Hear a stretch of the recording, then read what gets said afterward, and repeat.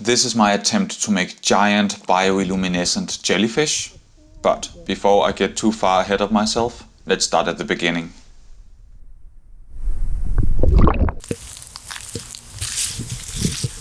Hi, I'm Christopher and welcome to the lab. So one of my favorite things in nature is what's called bioluminescence. And basically what that is when an organism such as algae or fireflies and some mushrooms, they create and they emit their own natural light. And so many of these organisms, they make this light to either attract prey or to defend themselves from enemies. And some even do it to communicate amongst each other. A really cool thing about this is that even though that these organisms they live in totally separated ecosystems and they're genetically quite different, it's more or less the same chemical reaction facilitating this light.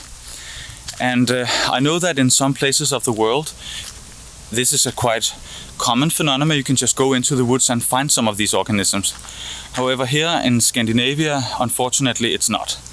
And since I find them so beautiful, and I find this to be such a unique thing, I thought that I would just go ahead and make some myself. So I did. So I hope you enjoy. For this project I was heavily inspired by deep sea light emitting jellyfish. These animals primarily utilize light to attract prey and they come in all sorts of shapes and sizes. I wanted to make 8 rings in a body of water such as a lake or an ocean that, when activated, would look sort of like a swarm of bioluminescent jellyfish. In each ring I would install individually controlled LEDs that would allow me to animate the lights from land.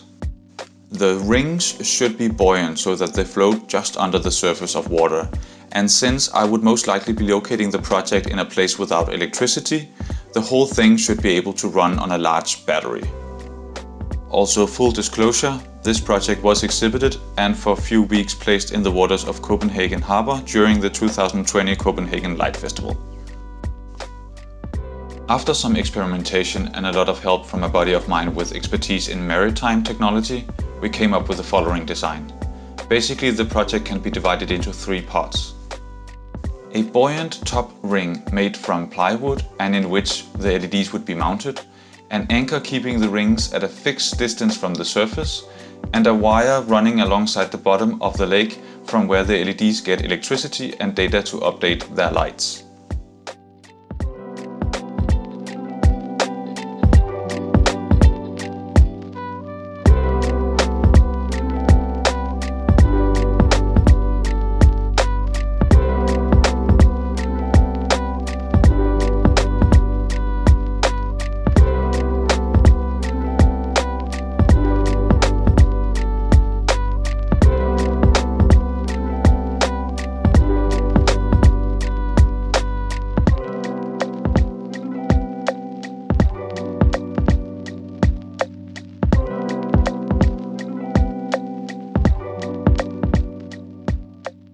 In order to diffuse the lights of the LEDs a bit better, I decided to cast all the LEDs into a somewhat clear epoxy.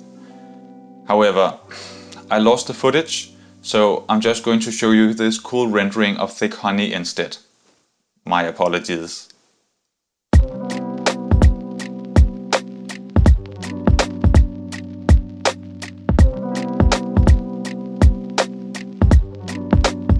At this point in the process, the rings were almost done, and it was time for me to focus on the anchors.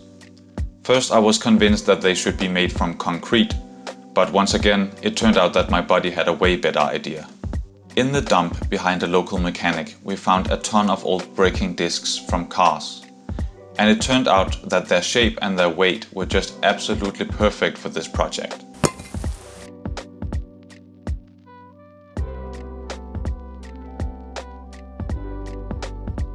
What is really neat about the braking discs is that no matter from where the tides may push on the rings, the discs will just dig themselves deeper into the mud.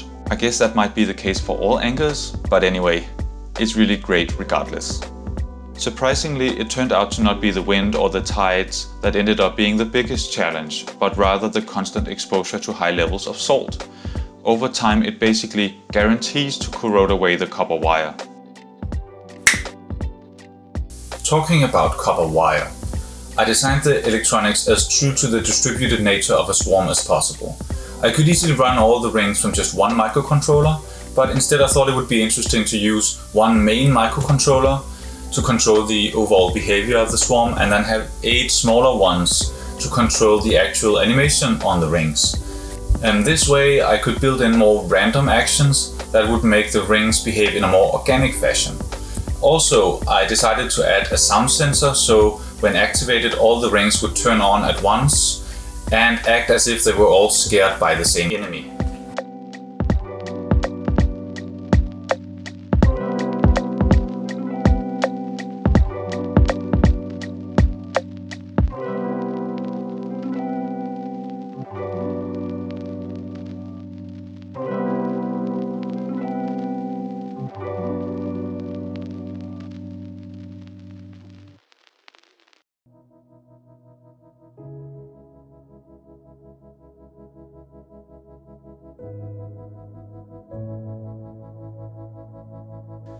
On a rainy Saturday evening, I hooked up the electronics and threw the rings in the water. This is what I got.